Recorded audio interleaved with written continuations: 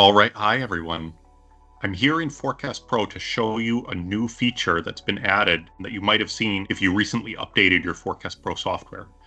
This feature is called the Compare Forecasts utility, and you can find it on the Forecasting tab all the way over here under Data Tools, where we see here the Compare Forecast utility. To give an example of what this does, I'm going to show you that here in my auto parts dataset, I have a node selected, and this node is forecasting with exponential smoothing as indicated by the /EXSM modifier attached to it. In the past, if I wanted to forecast this node with another model, say something like machine learning, I would go up to the forecasting tab, I would press machine learning, my graph would change, and I would get another forecast. Maybe I would look at these numbers, which are the statistical forecast coming out of the machine learning model, decide if I like them or not, and if I didn't like them, I could go back to exponential smoothing by pressing the exponential smoothing button, in which case I get my original numbers and original graph back. So all in all, it maybe wasn't so easy to do a face-to-face A/B comparison of two different forecasting methods. But now that we have the Compare Forecast utility, it actually is.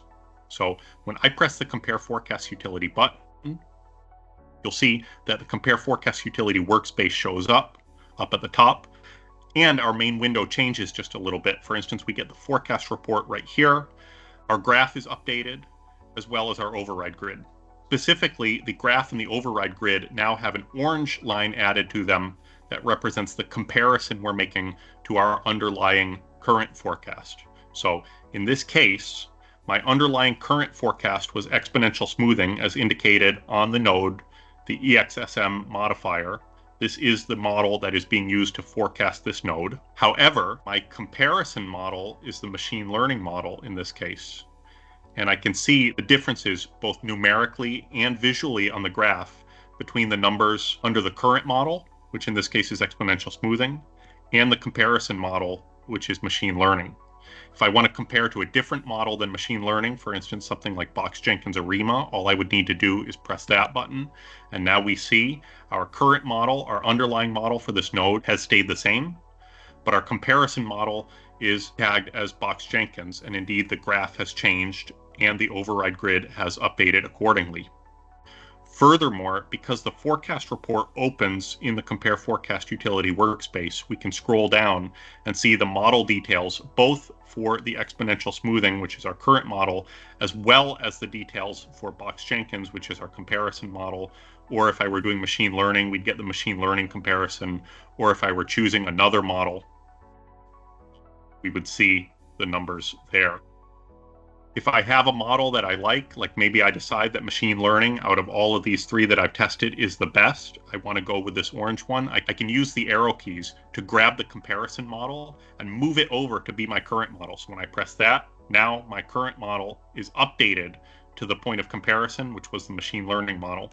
And I can keep experimenting from there. I could try different comparisons, or I could move on to another node, and then we would switch to obviously a different node, different history, different underlying models.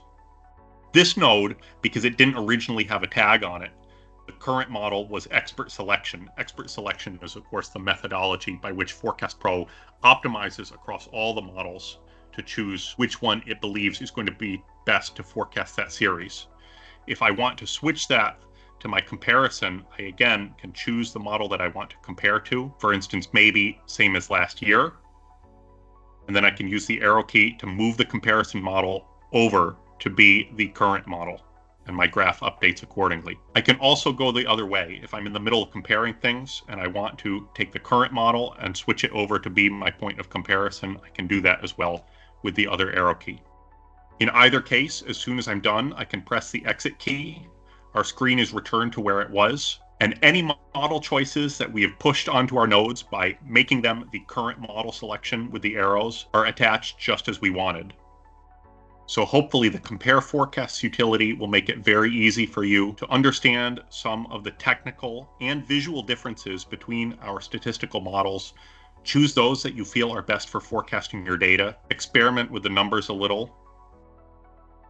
And when you're ready to save them, it's as easy as the click of a button, and then we're back to our normal forecasting workspace.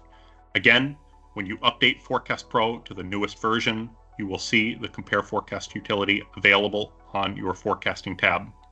If you have any other questions about this tool or our product development cycle and future updates, feel free to get in touch with your Forecast Pro representative. Thank you.